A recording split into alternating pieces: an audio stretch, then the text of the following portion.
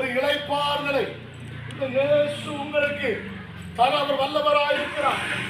இந்த உலகத்திலே கிடைக்காத ஒரு இளைப்பாறுதல் நிறைய நேரத்தில்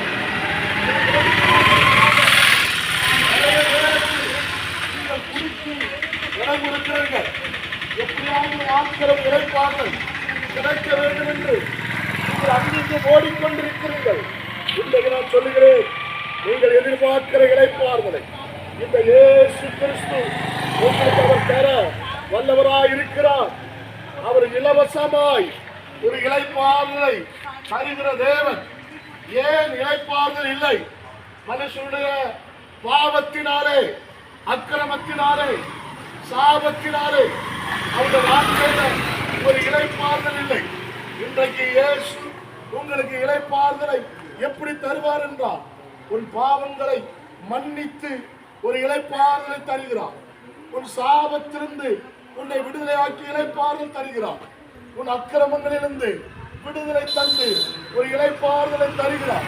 இந்த இயேசுவை பிதாவாகிய இயேசு இன்றைக்கு நமக்கு கொடுத்தார்.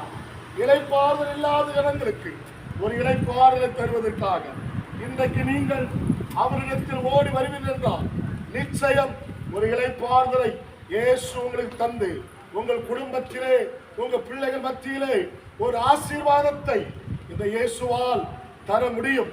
இயேசுவிடத்தில் வருவதற்கு நீங்கள் வேறு எதையும் கொடுக்க வேண்டாம்.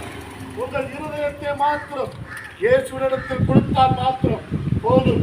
இயேசுவே, என் உள்ளத்தில் வாரும், என் பாவங்களை மன்னியும், என்னை ரட்சியும் என்று சொல்லி ஒரு வார்த்தை சொல்லும் போது இயேசு உள்ளத்தில் வருவார்.